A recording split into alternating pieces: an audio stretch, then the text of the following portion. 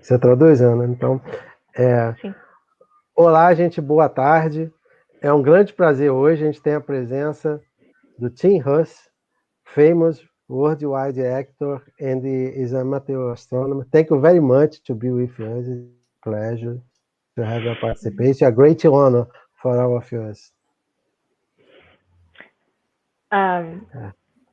Traduz para o português, professor? Pode ser. Pode ser. Assim, então, Sr. Marcelo, dá as boas-vindas ao ator e diretor e astrônomo amador Tim Russ, que agradece sua participação aqui, que é um grande prazer e uma grande honra. Agora o Mike Simmons vai apresentar, né, o Tim Russ. I'd like to ask Mike Simmons for his introduction of today's speaker. Okay. Well, it's a pleasure to be able to introduce Tim Russ for many reasons. Ana Catarina, que é um prazer poder apresentá-lo por várias razões. He is best known to all of you as Lieutenant Comander Tukov, a Vulcan in Star Trek Voyager. Sim, ele é mais conhecido para muitas pessoas como o Tenente Comandante Tukov na Star Trek Voyager.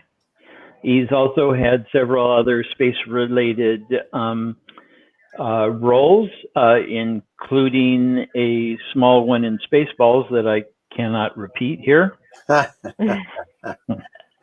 Ele tem tido muitos outros papéis relacionados ao espaço, inclusive no programa Spaceballs, que ele não pode falar muito a respeito daqui.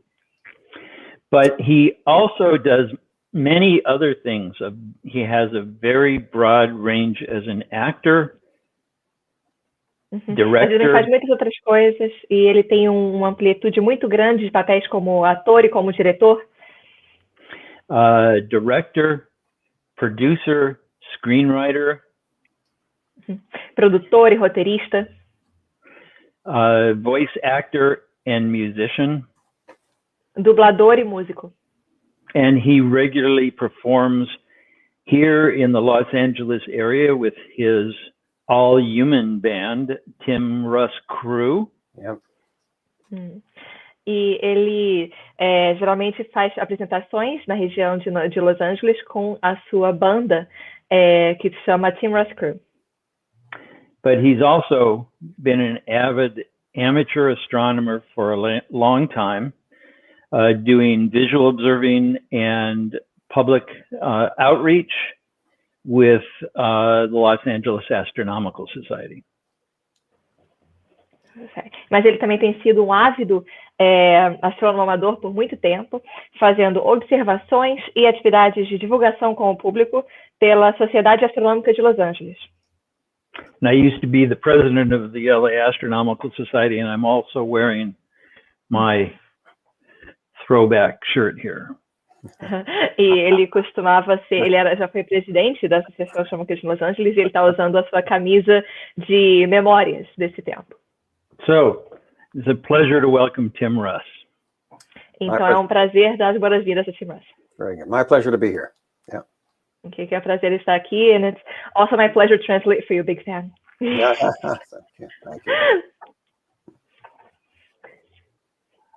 It's a great honor to have your participation here. Very good. Thank you very much. Thank you very much. A gente podia perguntar a ele, Ana Catarina, então, como que começou essa motivação dele para ser ator e também como astrônomo amador, né?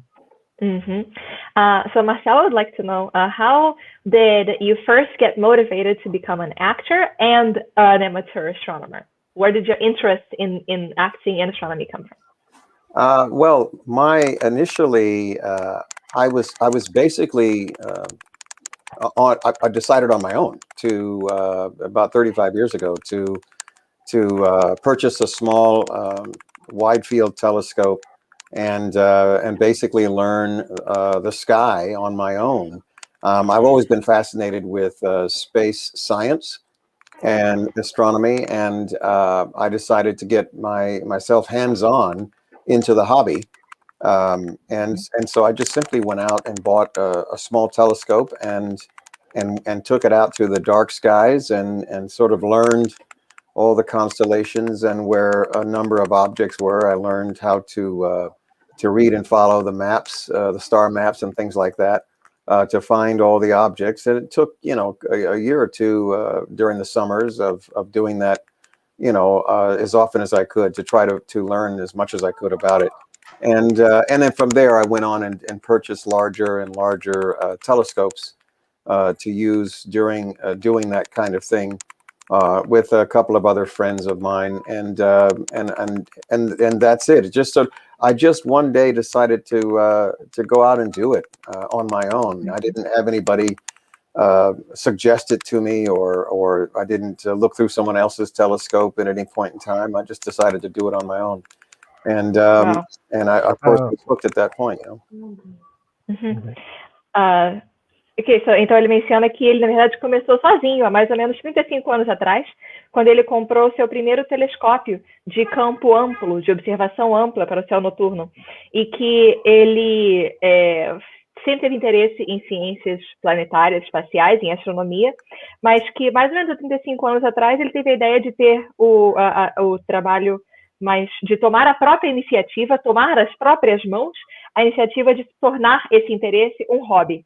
E que, então, ele, com o seu pequeno telescópio, começou a aprender mais sobre as constelações, sobre os outros objetos que há no céu, conseguiu seus guias celestes, seus mapas, que o permitissem observar esses objetos, e que ele passou 1 ou 2 anos, durante os verões, fazendo esse tipo de observação, para até aprender, até pegar o jeito, e que depois disso ele foi buscando telescópios maiores e maiores, e encontrando outras pessoas, e realmente continua a atividade a partir daí. Mas que realmente no início ele não teve incentivo de outras pessoas, na verdade, não teve muita interação, a ideia realmente foi uma coisa mais dele mesmo, que ele teve essa iniciativa sozinho. E aí, Ana Catarina, a gente podia agora perguntar, porque como ele já era astrônomo amador antes, né, de participar da série, como que foi que ele se sentiu depois, né, como astrônomo amador participando da série Star Trek? Então que it's also a question that I've had for a while. How you have been an amateur astronomer for a while before you got involved in Star Trek. So how was it that you had this transition into getting involved with such a loved science fiction show, being already a science fan? Oh, my being cast on Voyager was a pure coincidence.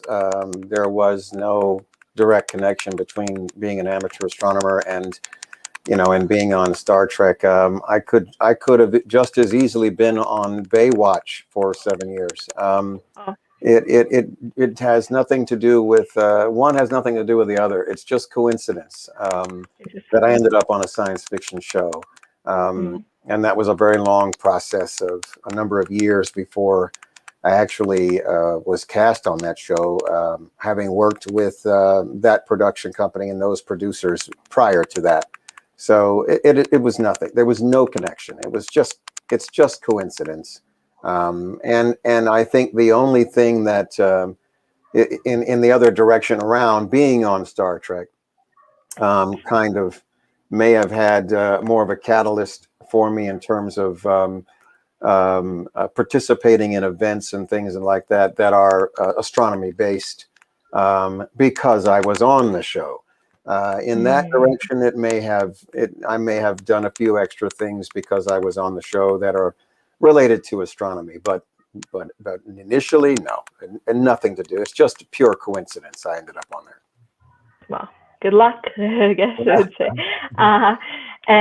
Ele menciona que, na verdade, foi coincidência que ele poderia ter participado de um outro programa completamente não relacionado, como Baywatch, por 7 anos, se fosse o caso. Que ele fala que foi um longo processo para que ele entrasse que ele fizesse parte dos atores de Star Trek Voyager, que foi ele em contato com os produtores certos, na hora certa, mas que foi pura coincidência. E eu comentei que, inclusive, foi muita sorte, né? Ele menciona que, na verdade, olhando de outra perspectiva, que tendo feito parte de Star Trek, isso foi um catalisador para o seu interesse também em astronomia, que a partir disso ele começou a participar de mais eventos que eram relacionados à astronomia, e que então isso deixou ele envolvido em mais coisas relacionadas à ciência. Professor Marcelo, eu estou pensando aqui também que eu não perguntei, acho que eu deveria talvez perguntar de novo sobre o que você mencionou sobre o início dele em atuação, o início dele em arte. Não, podia perguntar também se a partir da participação no Star Trek, se isso mudou a questão dele, a relação dele com a astronomia, né? O que isso influenciou ele nessa área da ciência? Ciência. Então eu faço a pergunta primeiro, então. Pode ser. Sorry. Thank you, just making sure everything's all right. So he would like to know if how did your participation in Star Trek, after all those events that you mentioned, that you started participating more, how did that change your relationship with astronomy? Well, in one respect, I was invited to participate in the Planetary Society, which I was not at that time a member of, and I really enjoy being part of their events and things like that. So I was invited to join that organization, I think, as a result of being on the show. At that time, we weren't doing any Zoom calls, so it wasn't anything like these going on at that time. But mostly just being invited to participate in astronomy groups. I joined Los Angeles Astronomical Society after I was on the show as well. So there were a couple of those things that occurred that were a result a result of being on the show. Because of the profile that the show gave me in the public. Ele menciona que ele foi convidado a participar a partir desses eventos de sociedades como a Sociedade Planetária e que naquela época não existia Zoom, então a participação era mais presencial, e que ele participou da Sociedade Astronômica de Los Angeles. E isso tudo também foi depois da participação com o programa, e que isso foi depois de ele ter um perfil mais público, mais dentro desse clube, desse público interessado em astronomia. E also, we were also curious to know about how was your beginning in art? How did you become an actor, and what brought you to the path that you were at the right place and at the right time to join Star Trek? Well, the beginning of my career was back in when I was in high school. I actually took an acting class at that time, and I really enjoyed it. So I pursued it in college for 4 years at a college that specialized in a theater program that was quite good. And just coincidentally, the program at the time, they brought out celebrity actors from Hollywood to perform with the students in the productions. Probably up to 7 shows a year, almost like a professional theater rep company. And one of the actors that they brought out that I worked with at that time was Leonard Nimoy. So I actually worked with him while I was in college in the 1970s, a long time before ever playing a role that was based on his character, later on down the line. And I could not have possibly seen that, ahead of time, unless it was a Twilight Zone episode. But that's exactly what happened. I actually worked with him when I was in college in a theater production of Caligula specifically. And then from college, I went and went to a graduate school for a bit, and then I moved to California, roughly early 1980s, and Los Angeles, 1981, 82, around there, and I just started pursuing my career. And the process of getting Voyager is just a matter of auditioning. The agent or the manager sends you the audition, and you go to it, and you read, and good luck. And that's the process for all of the work that I have done. I mean, some jobs come in directly, but mostly it's you just interview for the job, and if they like you, they book you, and that's it. There's no you know, like I said, it could have been any one of the shows. But Wow. so the track is basically studying acting, studying theater, and then moving to Los Angeles to throw my hat in the ring, which I did. And I was lucky enough to get a break. And my career started rolling, and I didn't have to go back and work any other jobs. I've been working professionally for 35 years. So I was very lucky. Also, you mentioned also 35 years that you've been working as an actor, and 35 years that you've also gotten your first telescope. Was that a coincidence? 35 years ago, yes, that I got my first telescope. I was already working in the as an actor when I got my first telescope. I started working, I think it was full time around 1985. And around 1986, 87, somewhere in there. Approximately that time is when I ended up purchasing my first telescope. And I think that's, I don't know, that's roughly 35. How many years gives that? I don't have my calculator. How about 35? About 30, yeah, 30 some 30 odd, years. right? Yeah. That's about when I did it. It was, 36 years. It would have been around 1986, 87 is when I started. Yeah. Well, that's really interesting. Então, ele menciona que ele começou com suas aulas de atuação no ensino médio, que são comuns nos Estados Unidos, e ele gostava muito, então que ele decidiu estudar isso na universidade. Ele fez um curso de drama na universidade por 4 anos, e que ele disse que era um excelente curso, e que esse curso fazia 7 apresentações ao ano, onde tinham celebridades, atores famosos, que eles convidavam para esses shows, e que um desses acabou sendo Leonard Nimoy, o ator do célebre Spock, o primeiro vulcano. E isso nos anos 70, então que ele interpretou na mesma peça, Calígula, com o Leonard Nimoy, antes mesmo de saber que ele próprio ia interpretar um vulcano, que era um papel que ia ser derivado do papel do Leonard Nimoy. Então, um privilégio. E que ele fala que não poderia ter previsto uma ironia tão grande se fosse um episódio de Twilight Zone, que é um programa americano onde coisas fantásticas acontecem. E ele fala que depois disso ele foi para pós-graduação em 1980 e começou a trabalhar em Los Angeles, e que em 1987 estava trabalhando, 85, 87 estava trabalhando já o tempo inteiro como ator full-time, direto, sem fazer outros trabalhos. E que para a audição, para essa carreira, para ele, quando ele entrou em Star Trek, era como se fosse qualquer outro trabalho, que eles recebiam a descrição, que eles liam o que estava escrito e boa sorte, que se escolham. Então, então já tem 35 anos que ele começou a trabalhar como ator em tempo integral, e que mais ou menos um pouco depois disso, 1 ou 2 anos depois disso, foi quando ele comprou o seu primeiro telescópio. Pessoal, eu posso fazer uma pergunta rapidinho também, se não tem problema, que conecta um pouco com isso. O pessoal tá mudo, pessoal? Pode sim, mas tem algumas perguntas que chegaram aqui. Sim. Well, I had to bug out there for a minute, but I've got some questions too that I want to ask him. Because I'm familiar with what he's doing. I've been doing public outreach for 50 years.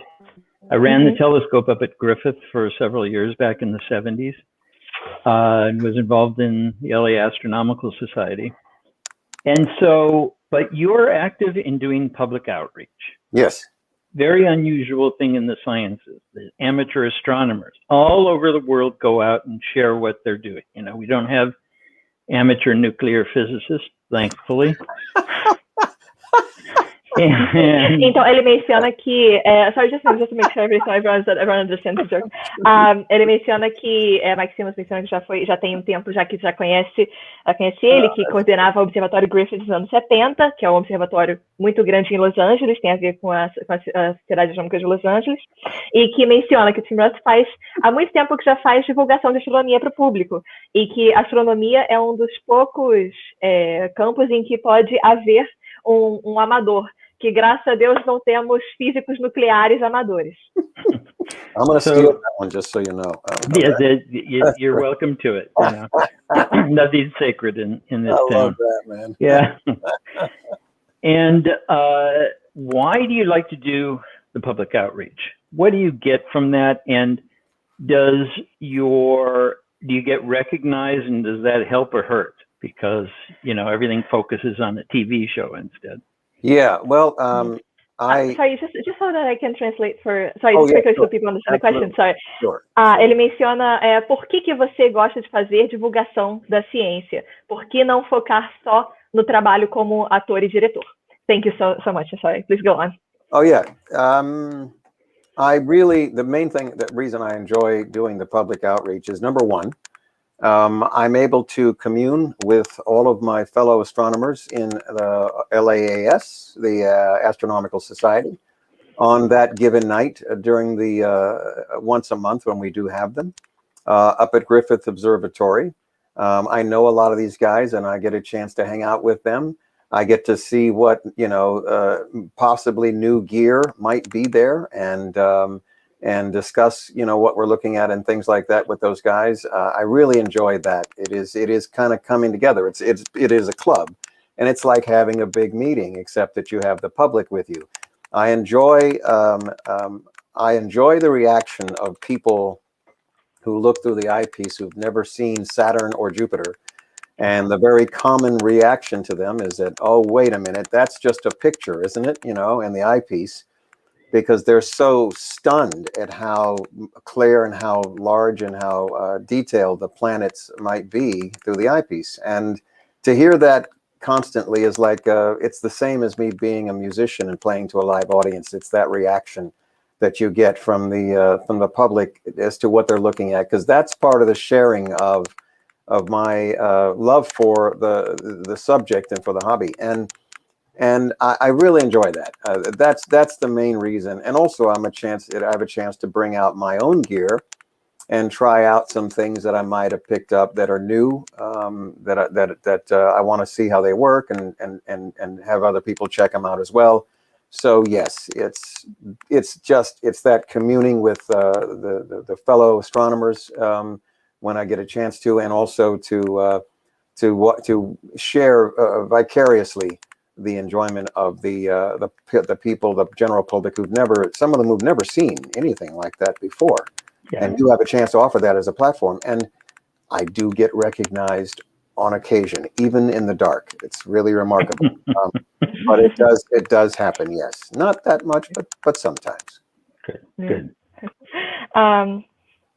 Ele menciona que o trabalho de divulgação começou com o envolvimento dele com a Associação Astronômica de Los Angeles, e que eles tinham encontros uma vez por mês, e que nisso ele poderia conhecer pessoas, pesquisadores, divulgadores, astrônomos amadores, e passar tempo com essas pessoas, e que nisso eles compartilhavam novas ideias, então que realmente era como um clube, que era como se fosse um grande encontro e que também envolvia o público, e que tinha essa interação com os astrônomos profissionais e amadores, e que ele também adorava ver a reação das pessoas quando olhavam pelo telescópio pela primeira vez para Saturno e Júpiter e perguntavam: isso é uma foto?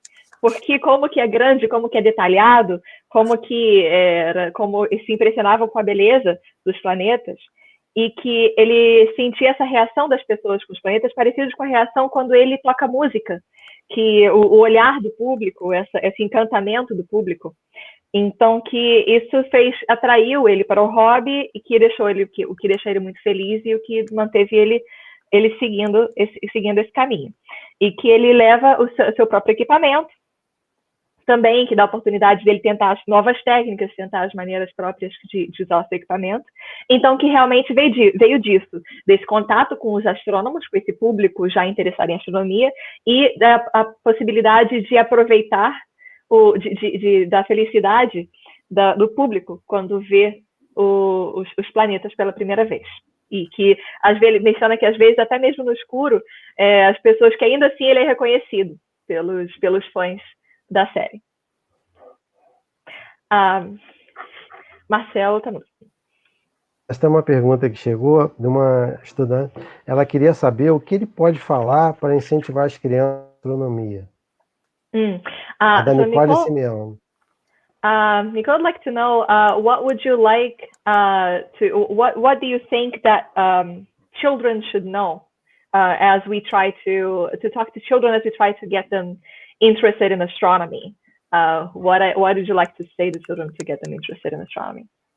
Well, you know, it's interesting. I guess it depends upon the age of the children involved, and so that their comprehension of what we're doing is that they can understand. It's tricky because it's you know, you can sort of explain it as, you know, they might read about or study in class the solar system, for example, and instead of looking at it in pictures in a book or a display or whatever it might be, that they can actually look through an instrument, eyepiece, and see the actual planets with their own eyes. And I think that would give them a sense of wonder that's far beyond anything they could find as pictures in a book.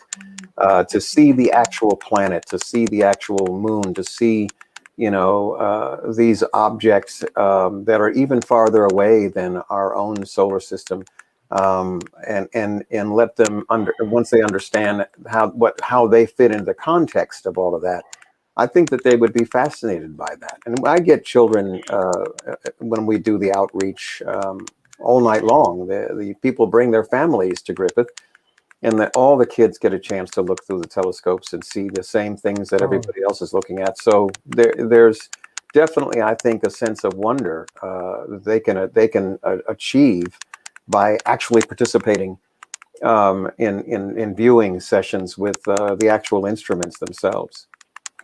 Yeah, that makes a lot of sense. Ele menciona que isso varia muito com a idade e o nível de compreensão, que deve ir muito além da leitura e do estudo das imagens nos livros, mas a possibilidade de poder ver os planetas e ver as estrelas através de uma lente. E que isso traz uma maravilha além de qualquer outra coisa que eles pudessem, outra forma de compreender isso, porque poder compreender melhor o que são esses objetos que estão tão distantes e como eles funcionam, como eles são. E que nessas atividades que ele faz de divulgação, de observação no Observatório Griffith em Los Angeles, que eles ficam ali a noite inteira e que as pessoas trazem suas famílias e que essa participação das crianças observando através do telescópio é uma coisa inigualável. A gente tem mais uma pergunta aqui que é bem interessante. É ator, músico e astrônomo. Parabéns. Muito linda essa relação entre ciência e arte. Gostaria de saber se ele também trabalha essa relação ciência e arte na música. So Hayana mentions how you're an actor, musician, and amateur astronomer, and congratulations. It's beautiful, this relationship between art and science. And she'd like to know if you also mix somehow the relationship between art and science in music. You know, as of yet, I have not made a direct bridge between the science and music, or the arts and music, except for the projects that I have worked on, you know, that were science fiction based. I mean, I've worked on science fiction projects, obviously the show, and I've done some other projects of my own that were sci-fi based. I haven't made a direct connection otherwise between, you know, astronomy, the pursuit of astronomy, and fictional entertainment as far as acting or directing. It's only and or music. As of yet, I haven't recorded anything that was based in science or based in astronomy. You know, who knows what'll happen tomorrow? You know, I could get an email or a phone call, and all of that could change. But as of yet, there has been no direct connection to that. No. Ele menciona que ele ainda não fez nenhuma conexão direta entre a ciência e a arte no seu trabalho, que ele faz os seus shows, né, baseados em ficção científica, mas que ele ainda não fez essa conexão da ciência real, da astronomia real, com os trabalhos ficcionais, como ator, como diretor ou como músico, e que ele ainda não gravou nada nesse contexto. Mas que, claro, que pode chegar um e-mail amanhã, uma ligação amanhã e tudo pode mudar. Então, mas que ainda não aconteceu. Professor, eu posso fazer uma pergunta rapidinho? Minha, tudo bem? Yeah, so I'd like to ask a question myself as well. I'll make it really quickly in Portuguese, then I'll translate to English. Yes. Então, eu sou muito fã da série, amo Voyager, e eu sempre achei muito interessante a interpretação dos atores quando fazem os vulcanos, que são personagens, são alienígenas, né? A interpretação deles é sempre muito impressionante. Então, eu sempre me perguntei como que funciona a preparação de um ator para fazer um personagem assim. E eu gostaria de perguntar mais a ele sobre isso. So, as I mentioned, I am a big fan, and I've always been amazed at Nimoy's interpretation and your interpretation of Vulcans. They are such, and it's all about the way you act, how it looks alien, right? How the character actually looks non-human. And I remember watching and imagining, how does anyone actually make this, transform into, like, it seems like an incredibly difficult role. How did you prepare for it? And how did you go into the audition thinking, okay, I'm interpreting an alien that has no emotions, and into showing that in the show, and the extreme emotions that you have to show when the repression is out? How is that? It seems so difficult. How did you do that? Well, first of all, an actor who trains to be an actor trains to show emotion. The difficult part about acting is showing the range of emotions, is showing the nuances and the arc of the character through a story, and to get each scene, which is usually shot out of context, to fit together as pieces of the puzzle when it's all done. And so showing emotion, showing the range of emotions, showing those nuances, shifting gears in the middle of a scene emotionally in terms of dialogue, that's the work. I was fortunate enough to book a gig for 7 years where I didn't have to show any emotions. So that's easy. That's cake and ice cream for me. In fact, my friends all accuse me of being half Vulcan to begin with. So at the end of the day, that kind of work, and in terms of being an actor, is the opposite of what normally I would be doing. Those moments in which I did have to show emotions on the show, that's when I got a chance to play around and enjoy, using the skills that I had studied for years and years and years. But otherwise, it's about as easy as it could be to play that role. I was familiar with Star Trek prior to the show because growing up, we only had 3 channels, and they played 3 or 4 or 5 shows constantly in reruns for decades. I can tell you as much about Star Trek as I can Gilligan's Island or I Love Lucy. So I was familiar with Leonard Nimoy's role and character. So when I was offered the part or the chance to read for it, I understood where I had to play that character and how I had to play that character in order to let the fans be able to recognize and appreciate that was an accurate portrayal of that type of character. It wasn't a new character.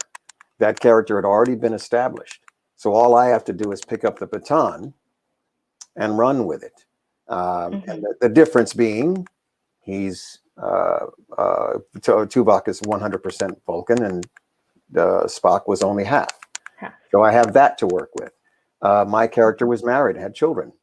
Spock's was not. I have that to work with. So that was the foundation for me out of the gate to make this character happen. And then after that, it's all about the writers. The writers flesh out your character over the course of the show. But just in the opening salvo, as it were, for the series, I simply based my character on an amalgam of the Vulcan characters that had been portrayed before I became the Tuvok on the show. So I used those as a basis for it. That makes sense. pretty important baton to carry, Nimoy. Ele menciona como que, na verdade, como ator, eles são treinados para mostrar emoção. O trabalho deles é saber discernir as nuances de uma emoção à outra e mostrar em cenas que às vezes são fora de contexto. E que, então, ele como ator é treinado para mostrar emoção. E esse papel, ele fala que ele foi muito sortudo de conseguir um papel que, na verdade, eram 7 anos de não mostrar emoção nenhuma, que era muito fácil. E que, na verdade, eu imaginando que seria muito difícil esse papel de não mostrar emoção, mas ele fala que era o papel mais fácil que há. E ele fala que os amigos dele até brincavam com ele, falando que ele era meio vulcano, já no início, então que isso facilitava para ele também. Ele fala que era que, na verdade, quando ele mostrava as emoções, nas cenas em que, pela ficção, se ele não tinha que reprimir as emoções, que o personagem tinha que mostrá-las, que aí sim era onde ele tinha que mostrar o seu treinamento como ator, o seu papel de ator, para poder fazer esse papel. E que ele disse que quando ele era criança, ele crescendo, ele tinha 3 canais que mostravam 3 ou 4 programas de televisão, de novo, reprisando. Então, que ele pôde ver muito do Nimoy no Star Trek original e que ele pôde aprender, assim, onde e como ele faria o seu personagem, o Tuvok em Voyager. E ele disse que, então, ele pôde saber como fazer o personagem que os fãs fossem reconhecer e apreciar. Que o papel não era novo, então que ele já conhecia a performance do Nimoy, então que ele pôde pegar o papel e seguir adiante como uma corrida de revezamento, ele menciona. E ele disse que tem suas diferenças, que, por exemplo, o Tuvok é um vulcano completo, mas que é de vulcano puro, mas o Spock é meio vulcano. E o Tuvok tinham filhos e é casado, mas o Spock não tinha. Então, que tem essa variedade que ele tinha para poder trabalhar, mas que a base do personagem já estava feita. E ele mostra que, a partir daí, era com os escritores, não era com ele, era com os roteiristas. Os roteiristas, então, desenvolviam o personagem, mas que ele, como ator, juntou uma amálgama dos outros vulcanos que vieram antes dele para fazer o seu papel. Thank you so much. Fantástico. Chegou uma pergunta do André Pinto, perguntando se os filmes de ficção inspiram as inovações tecnológicas, se isso tem sentido.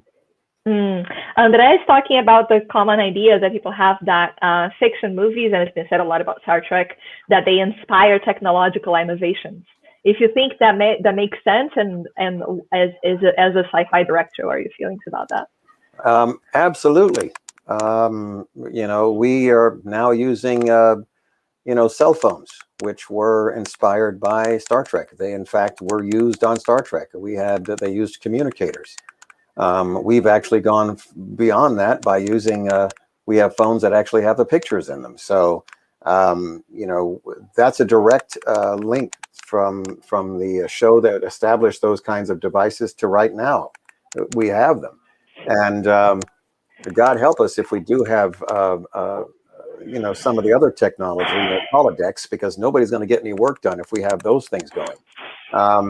So at the end of the day, I think the show not only inspires the technology that's developed, it also inspires people.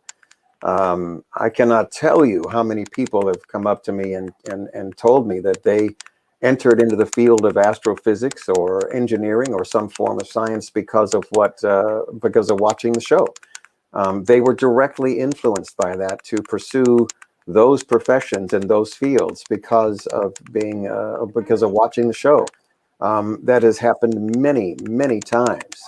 So I'm very excited to actually see that.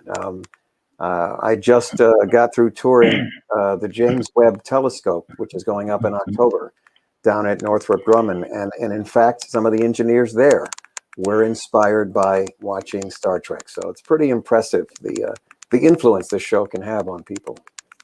Yeah. Amazing. Yeah. Ele menciona que, com certeza, absolutamente, que, por exemplo, os telefones celulares que temos hoje em dia são inspirados em Star Trek, nos comunicadores do programa, e que hoje nós temos telefones com fotos neles, então que esses equipamentos inspiraram uma inovação, com certeza, que inclusive Deus nos acuda se os holodecks de Star Trek virarem realidade, porque aí ninguém mais vai querer trabalhar, e que são centros de entretenimento.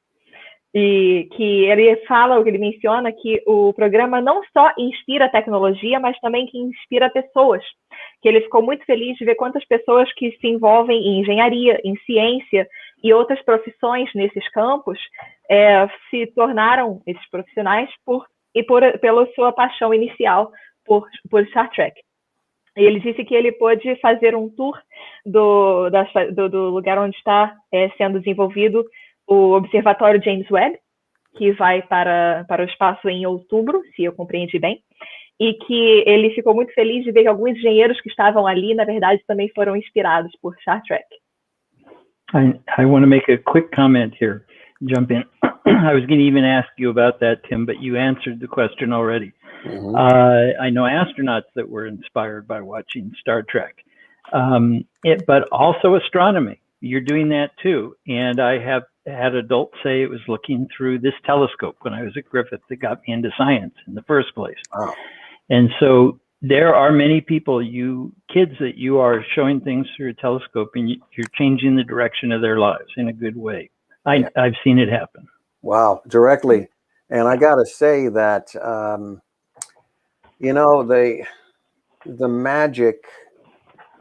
the magic of this profession in particular. I know it's not going to change the world, socioeconomically and politically, what we do. But I'll tell you what, when you consider the fact that all of the atoms and molecules that are in our bodies and on this planet, and that make up the entire solar system and the universe, as it were, are basically the same. They all came from the same place. And so over time, from the very beginning and the birth of the universe to present day, those atoms, those molecules, everything that makes us up, have matured and evolved to the point where we are now standing there with a telescope looking back at ourselves as the universe. I mean, you have to think about that. That's pretty profound. It's profound because we did not exist when the universe was born. And we are part of the universe to the point where we can now not only imagine, but we can pursue and we can understand our origins. We are talking about our origins. And the James Webb Telescope, as an example, is going to look back farther than any other telescope that we have built in time, closer to our origins. And this is to me the most profound thing in the world. I mean, if you want to talk about spending time pursuing something and learning about something, when you stop and think about the evolution of our selves, not just as human beings on the planet, I'm talking about just the fact that we exist at all, comes from the very beginning of the universe evolving to this point. So when we look back through the eyepiece of a telescope, when we look back in time, and we look back at all these stars where the reason that we're here is the birth and death of those stars, and to look at those through the eyepiece and wonder about the distances and wonder about whether there's somebody else on those stars out there looking back at us and studying us. That to me is the most fascinating thing about this particular field of study. It's fascinating to me. Então, o Mike Simmons começa comentando como que eu iria fazer uma pergunta, mas na verdade já tinha sido respondida, sobre como que o trabalho dele influenciou astronautas e adultos que, quando crianças, iam a ver o telescópio no Observatório Griffith. E Tim Russ menciona que sim, que inclusive essa que é a mágica dessa profissão, que ele fala que mesmo que não haja uma grande mudança social, econômica ou política, que essa compreensão de que os átomos que compõem o nosso corpo e os átomos que compõem tudo que há no universo são os mesmos e têm a mesma origem. e que desde o início de tudo até hoje, esses elementos têm evoluído e têm crescido, têm mudado, e que isso é muito profundo. Imaginar que estamos olhando para algo que somos feitos de algo que estudamos algo que já existia antes que nós existíssemos como espécie. E que, então, estudar esse tipo de estudo, o estudo da astronomia, na verdade, é o estudo das nossas origens mais antigas. E que o James Webb nos vai permitir ver pela primeira vez as nossas origens mais profundas e mais antigas e mais distantes. Então, que é daí que vem a importância de perseguir o conhecimento e de aprender como que ocorre a evolução das nossas células, que é magnífico como que nós existimos, e que é importante ter esse tipo de ferramenta que nos permite olhar ao passado, ver como que as estrelas nascem e evoluem e morrem, e olhar para as estrelas e perguntar se tem alguém ali também olhando de volta para nós, e que isso tudo é fascinante. Ana, a gente tem aqui um videoclipe, música do Tim Russ. Eu queria de autorização a ele, se a gente pode botar agora esse videoclipe. So he'd like to ask if it would be okay for us to share one of your music clips. Certainly, yeah. There's a couple of them. One of them is a little bit more crazy and rambunctious than the other, like that one. That's good. Right. Ele disse que tem alguns que são um pouco mais extravagantes e doidos do que os outros, falam que é esse.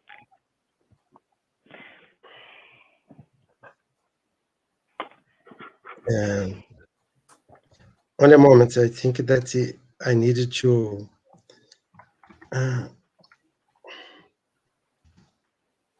only a moment, I'm checking here the sound of my computer. Only a moment. Is okay. It's muted on the video itself. Yeah, it's muted on the video itself. Just unmute the video. Yeah. Yes. Sorry. We know your address. We know your phone.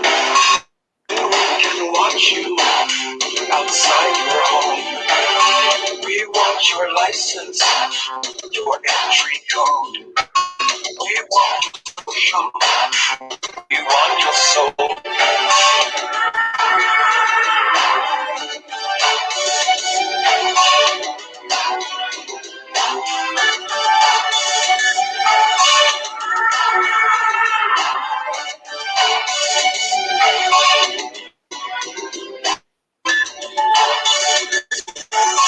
We have no windows, we have no doors. There are no people on any floors. Don't try to call us, don't try to write. Our operation is watertight.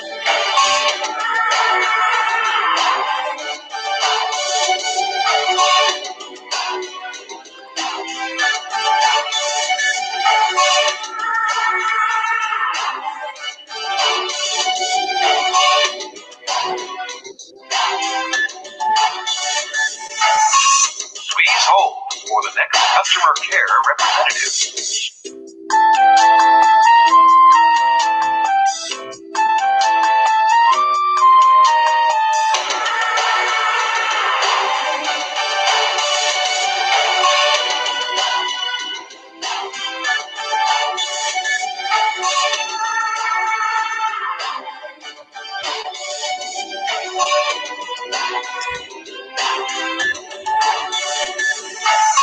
Your information we buy and sell. And where it's Tá aparecendo o negócio na frente da tela? Tá aparecendo? Não, tá bom. Without a number, you don't exist. Yes, that was inspired by a call that I made to customer service one day.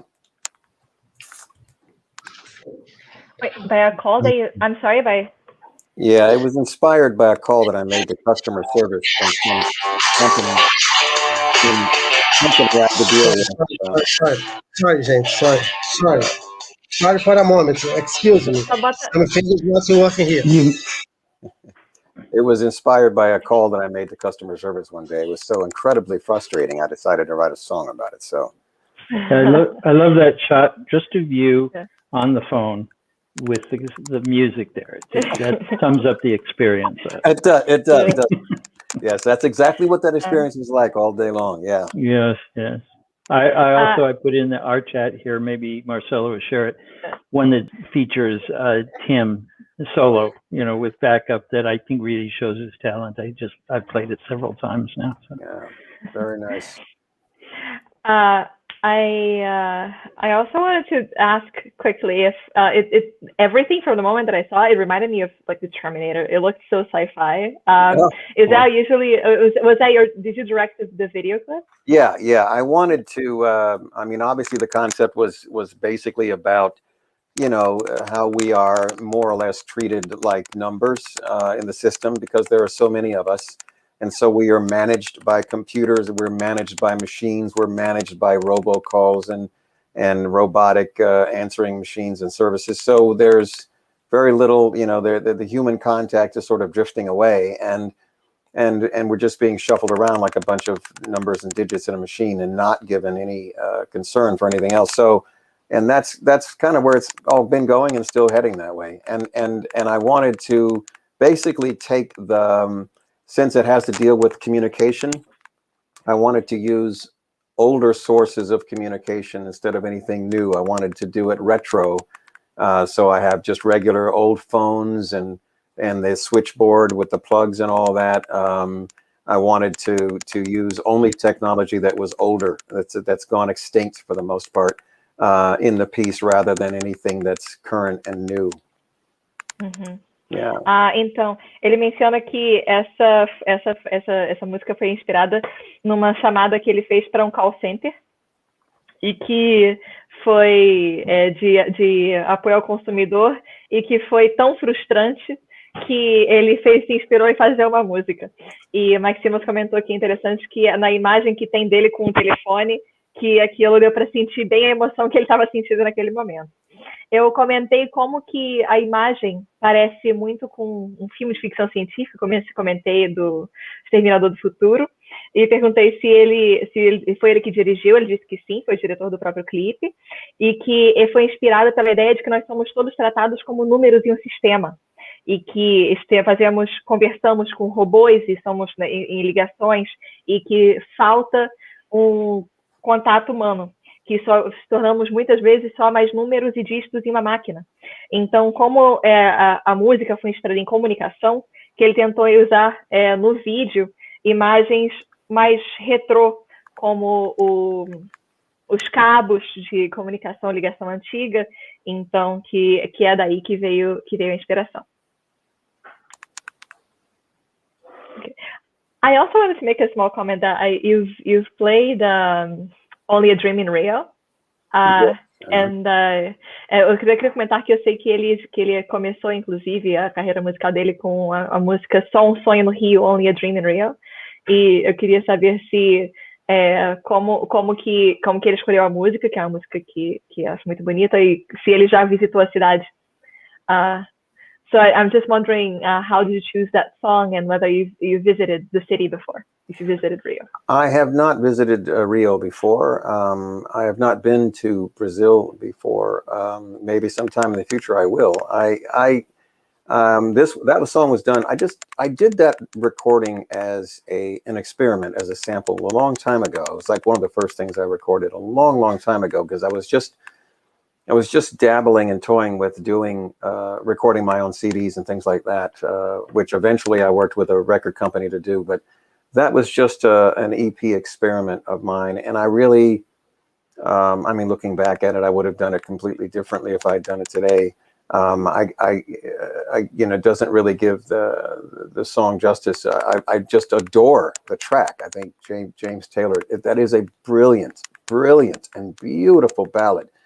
The structure of it, the arrangement of it, the lyrics, the melody is just stunning to me, and I just adored that song, and I just wanted to do tribute to it, or at least to do a cover of it at the time. And I probably would have done it very differently today if I'd done it, but it's just the song. I love that song, and I always will. I think it's just profoundly beautiful in its description of the city. Yeah, I love that song too. I was curious about Beautiful. It's stunning. Ele menciona que ele fez essa gravação que quando ele foi muito um tempo atrás, que era uma tentativa primeira, que ele estava tentando gravar os seus próprios CDs, e que se fosse fazer hoje, que ele teria feito diferente, mas que ele, infelizmente, nunca foi ao Brasil, mas que ele pode ser que vá no futuro, mas que ele realmente ama essa música do James Taylor, que é uma balada muito bonita, que tem a letra é linda, a melodia é linda, e que ele quis fazer uma gravação da música, e que a descrição da cidade é muito bonita também. Então, também fica a recomendação. Muito boa. Thank you. Sorry. Tem a pergunta, professor? Desculpa. No, you will be come here in Brazil. I hope soon you can visit us. Later you will see what you happy with this pandemic period that we are living, but you'll be very welcome here. Thank you. Ana Catarina, a última pergunta lá do chat, eu sei que ele está muito ocupado, então... Sim. Perdão. So we understand that you're very busy, so it's the last question.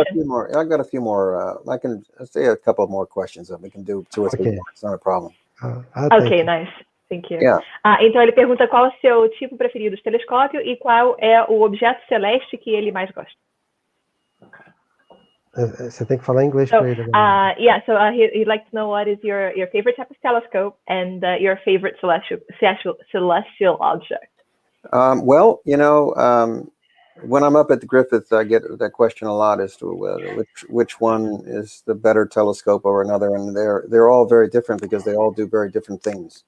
Right now, I've got 2. From an optical standpoint, if I'm just looking at planets and things like that, planets and the moon, the Maksutov-Cassegrains are some of my favorite, the Schmidt and the Maksutov-Cassegrain telescopes for looking at the planets.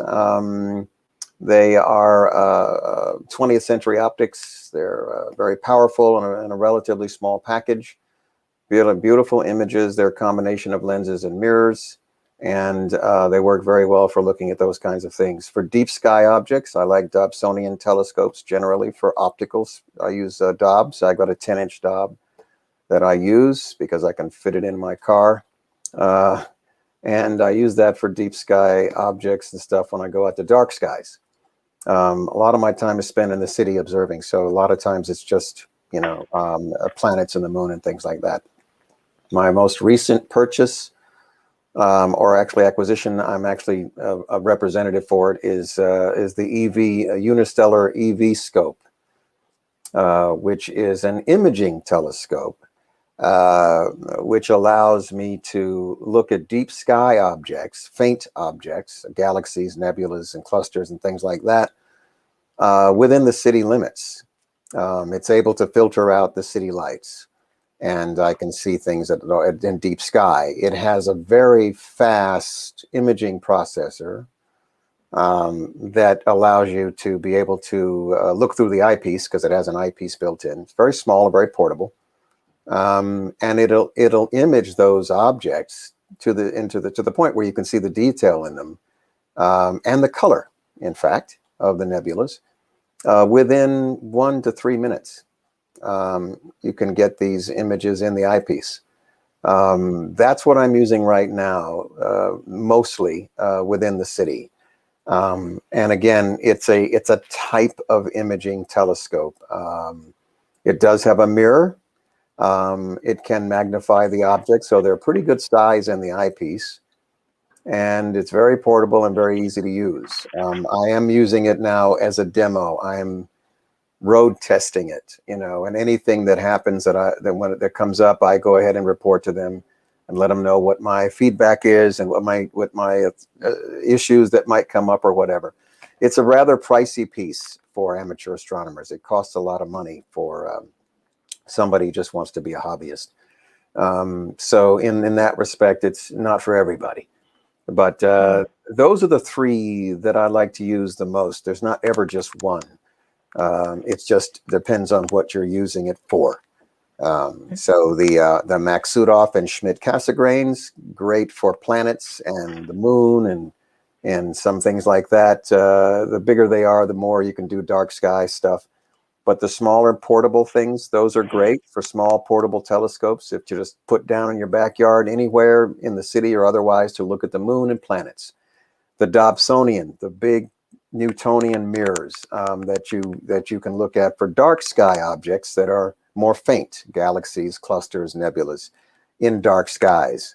Large aperture mirrors, great for that.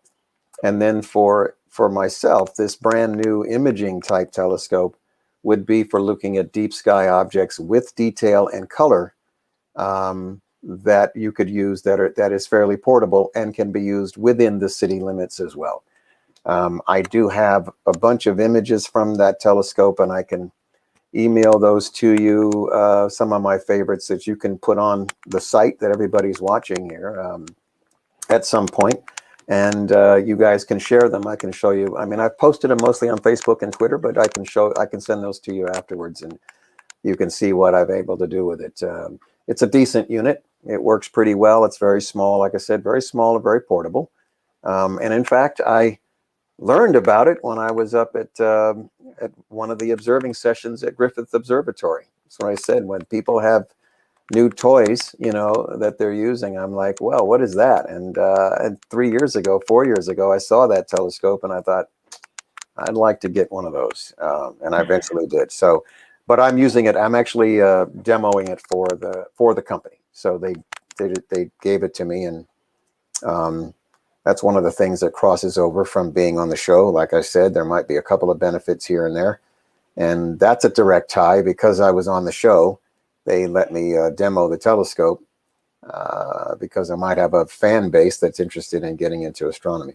So those three. So yeah, those are the three that I like to use. And I can always send you the pictures of those type telescopes as well.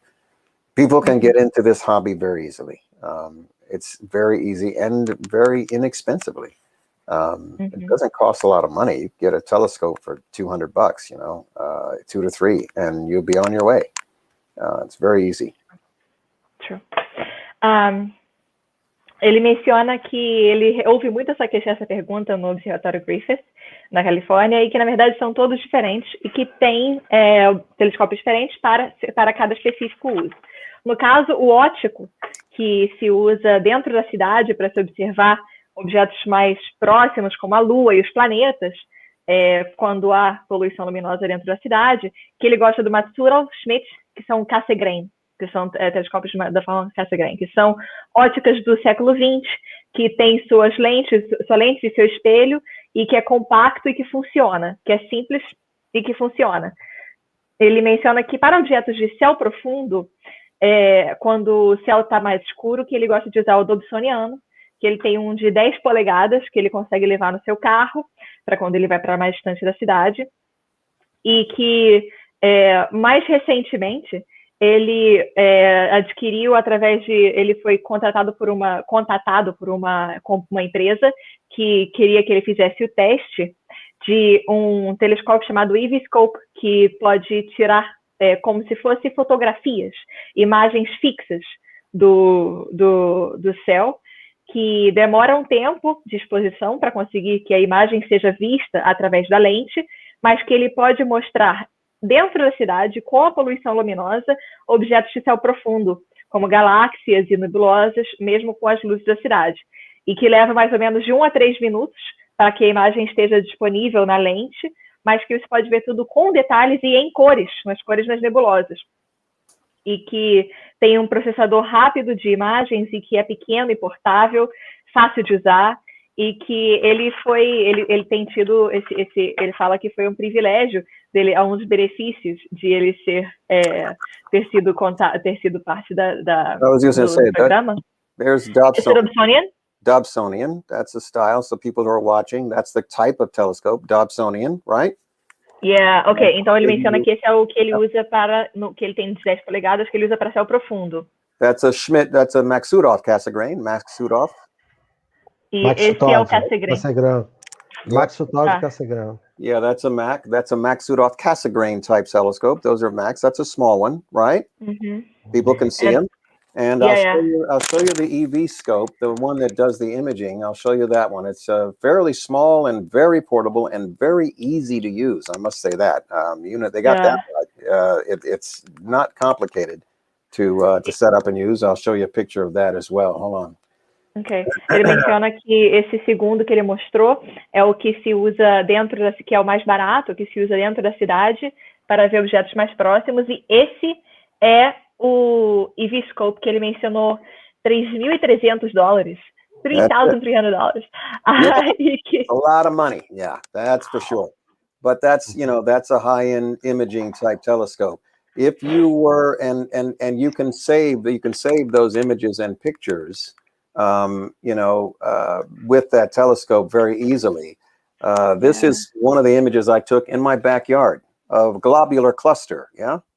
Wow.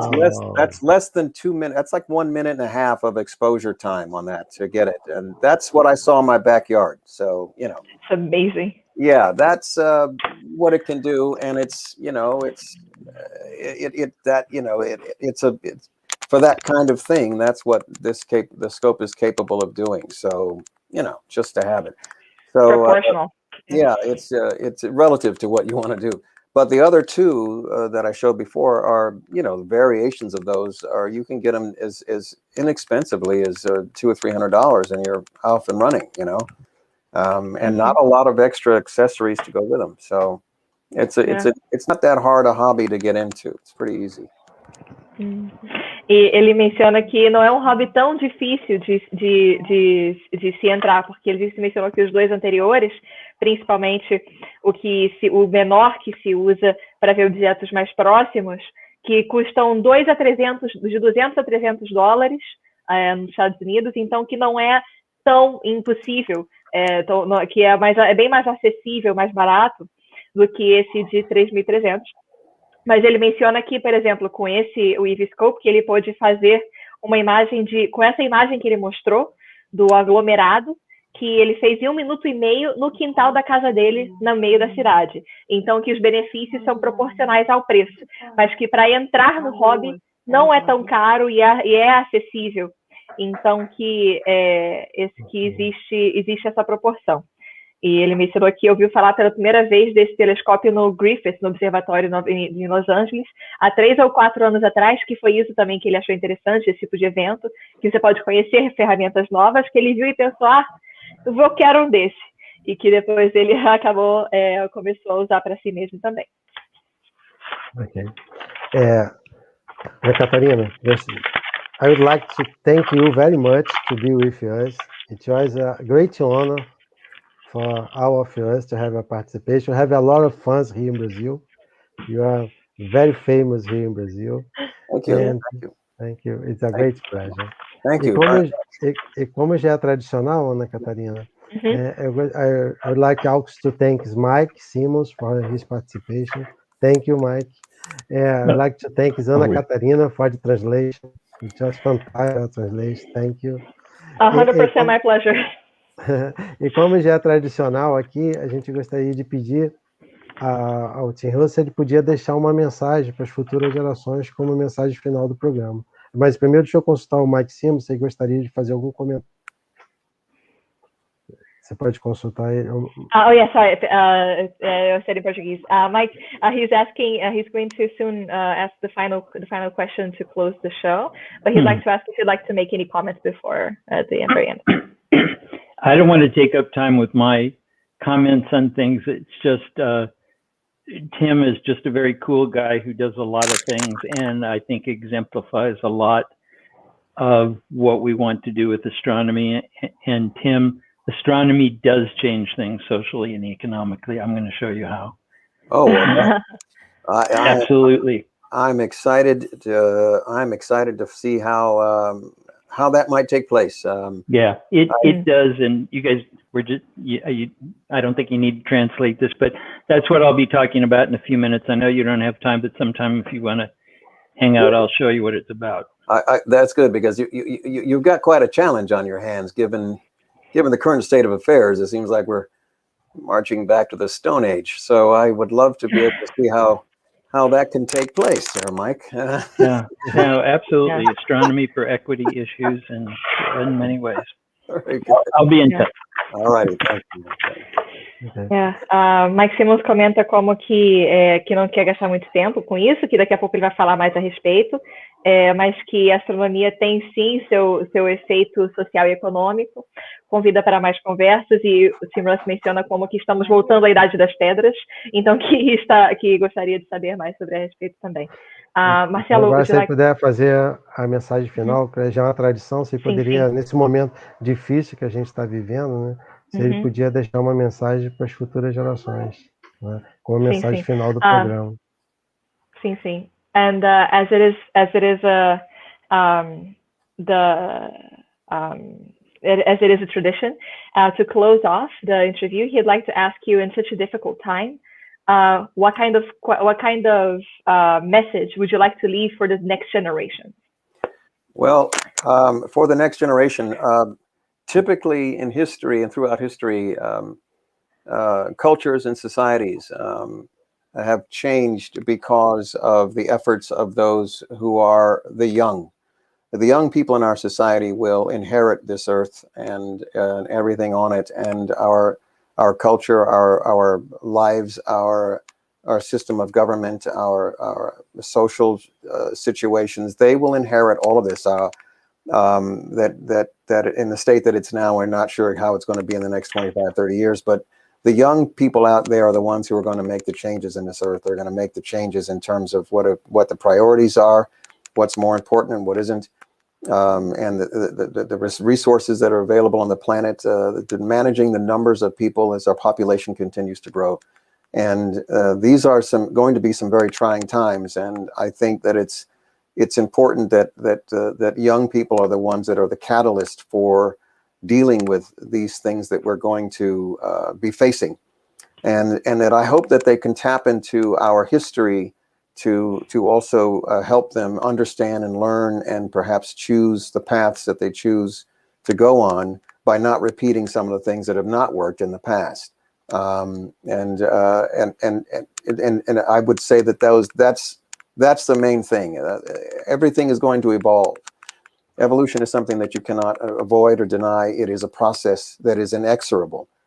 From the universe all the way to the smallest microbe on this planet, everything evolves over time. And the catalyst for that evolution, in my opinion, in terms of society, are the young. The young of our society are going to ones not only inherit what is at present time, but also make those changes that are going to be more beneficial to our societies. Então ele menciona que é importante perceber que as culturas e as sociedades mudam por causa dos jovens, que os jovens vão fazer, não só vão herdar a nossa sociedade e lidar com as mudanças do governo, mas também eles vão escolher como que o mundo vai mudar, que não sabemos como vai ser, como vai estar o mundo daqui a 30 ou 40 anos, mas que os jovens vão ser o que vai escolher o que é importante e o que não é importante. Vão escolher e vão ter a responsabilidade de administrar os recursos que ainda temos. Enquanto a população cresce, que os jovens são os que vão catalisar essa mudança e vão lidar com essas mudanças. E que ele espera que os jovens possam olhar a história e aprender a não repetir aquilo que não funcionou. A aceitar que tudo evolui, que é inevitável a evolução de todos os micróbios até os maiores seres vivos, tudo muda, tudo evolve, e que os catalistas para essa mudança na sociedade são os jovens, e que é importante eles terem a consciência de que realmente não só vão herdar, mas também que são responsáveis por essa mudança e que têm essa responsabilidade nas mãos. Muito obrigada. Thank you very much. It was a great Thank pleasure you. to have you in our show. My pleasure. Thank you. And Thank you so much. You are a great example for our viewers. Thank you. Thank An you very actor, much. a musician, a astronomer, that even without success, you are doing outreach activities to motivate new generations. This is an example for our viewers. Thank you very much. Thank It's a you. great pleasure, a great honor to have you in your My pleasure. program. Clear skies, as it were. Clear skies for Clear all. skies. Bye. Muito obrigado a todos que acompanharam também. All right. Take care, guys. Have a good one. Take care. Bye. Bye now. Bye-bye. Thank you.